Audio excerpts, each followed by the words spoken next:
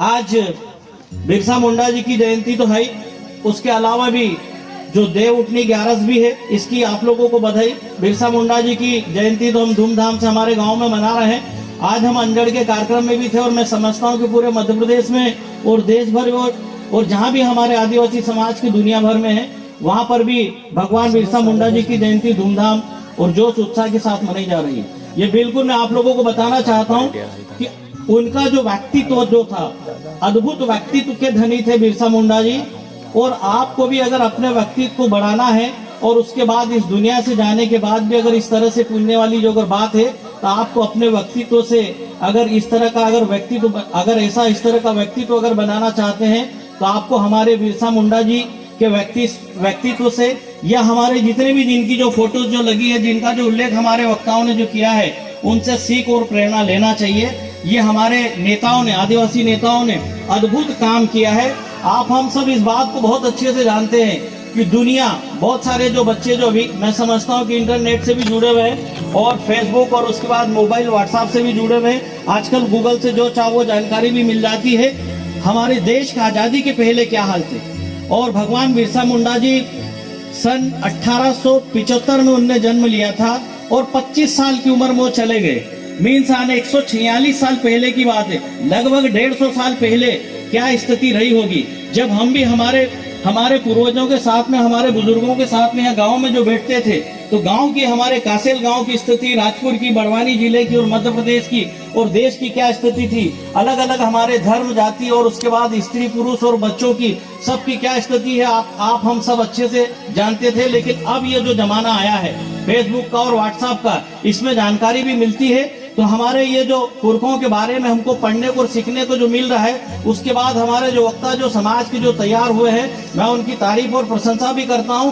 मैं बिल्कुल इस प्रोग्राम के ऊपर, जैसे 1875 में उनका जन्म हुआ, लगभग 146 साल पहले की बात है, मात्र 25 साल काम किया और 1819 साल में उन्होंने अंग्रेजों से लड़ना शुरू कर दिया। बिरसा मुंडा जी ने अंग्रेजों से लड़ना शुरू कर दिया और जहां उनसे, उनके जुल्म से और उनके अत्याचार से जिसने देश में जो लड़ी उनके साथ अत्याचार करना अंग्रेजों ने ज्यादा शुरू कर दिया था। मुझे जहां तक मैंने जो समझा है कि 1875 में वो जन्मे हैं और 1894 में जब उनका विवाद हुआ है तो अंग्रेजों ने उनको अरेस्ट कर लिया। अरेस्ट के बाद, थाने से छूटने के बाद फिर उन्होंने अपनी जंग लड़ी अपने सैनिकों के साथ में, अपने आदिवासी भाइयों के साथ में, और फिर अपने आदिवासी भाइयों को न्याय और जुल्म से मुक्त कराने के लिए लड़ाई लड़ते रहे।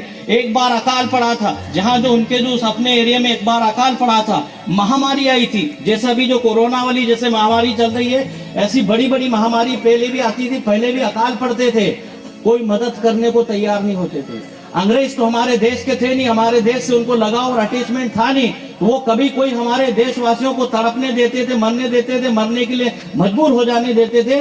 लेकिन उस समय के अकाल को भी, उस समय की महामारी को भी भगवान बिरसा मुंडा जी ने निपटा है, वहां के लोगों की सेवा की है। और इस कारण से मैं आपको बता रहा हूँ कि पूर्व वक्ताओं ने जो कारण बताया कि उनको भगवान की उपाधि क्यों दी गई, अद्भुत व्यक्तित्व के धनी थे इसलिए उनको उपाधि भी दी गई, लेकिन ऐसे भी वो काम करते थे, अकाल से निपटने का काम भी करते थे, महामारी से निपटने का काम भी करते थे।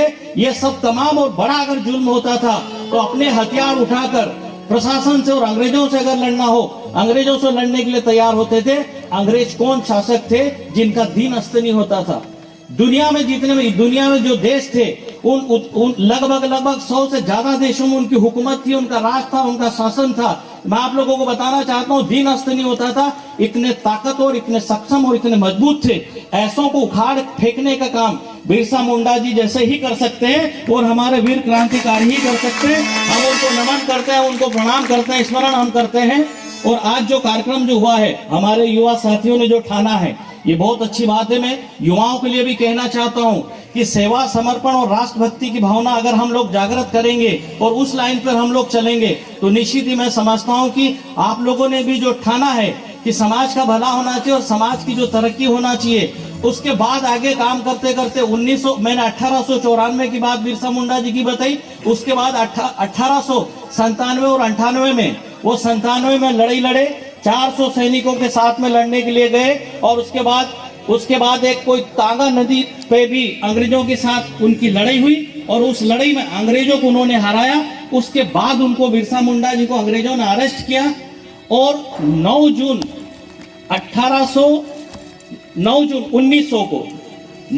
1900 को उनकी शहादत हो गई है। और किस तरह से इस दुनिया से बिरसा मुंडा जी को जो छीना, मैं समझता हूं कि हमारे वक्ताओं ने उस बात का उल्लेख किया है, आप लोगों ने भी इस बात को जो सुनी है।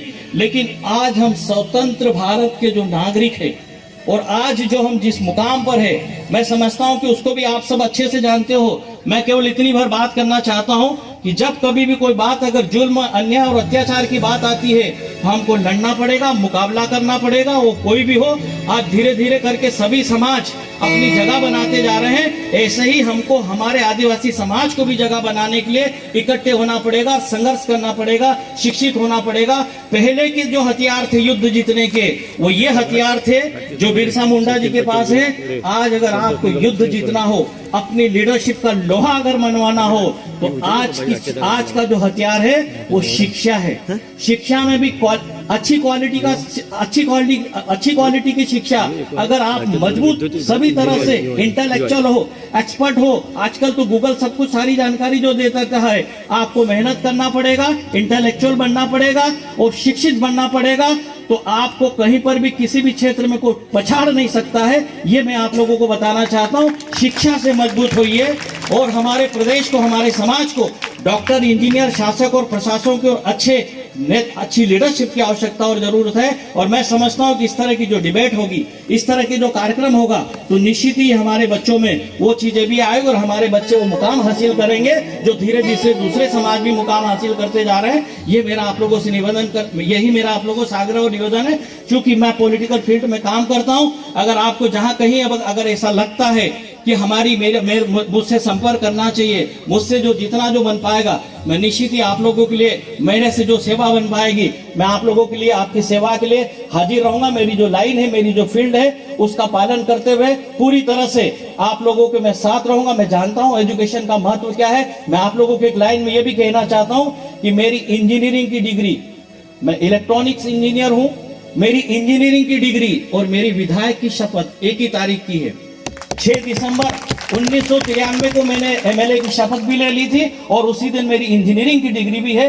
कितनी मेहनत की होगी, सारी चीजें लग्जरियस और ये सब बाद में सब दिखती है, लेकिन उसके पहले का तो यही कासेल 6 बजे उठ के नाले या भी तालाब बन गए, नाले कभी वो दामाजी के वहां, आमले के वहां निकलते थे, कभी भागसुर निकलते थे, कभी ये जो जहाँ ये जो खेत है हमारे साली भागसुर के लोगों को, ऐसा संघर्ष जो किया है, मैं समझता हूं मैं एक उदाहरण हूं। लेकिन आप जैसे हमारे समाज में जो बढ़कर पढ़ लिख कर जो बने हैं, कोई लीडर बना, कोई एडवोकेट बना है, कोई शासक बना है, कोई प्रशासक बना है, कोई डॉक्टर बने हैं, कोई इंजीनियर बने हैं, और जो बच्चे आज जो तैयार हुए उनके लिए भी हम ऐसी उम्मीद और ऐसी हम उम्मीद करते हैं। और आपको मैं खुद भी आप लोगों को इस बात के लिए कहना चाहता हूं कि इसके लिए ये हमारे जो बच्चे जो मेरी बात को जो सुन रहे हैं, हमारे वक्ताओं की जो बात को जो सुन रहे हैं, आप जो मन में ठाने में जो बनना है, उसके लिए हमसे जितना सहयोग बन पाएगा, निश्चित ही मैं आपको अपने बच्चे समझ के आप लोगों को पूरी मदद और पूरा जो आपको सहयोग देने का मेरा प्रयास रहेगा।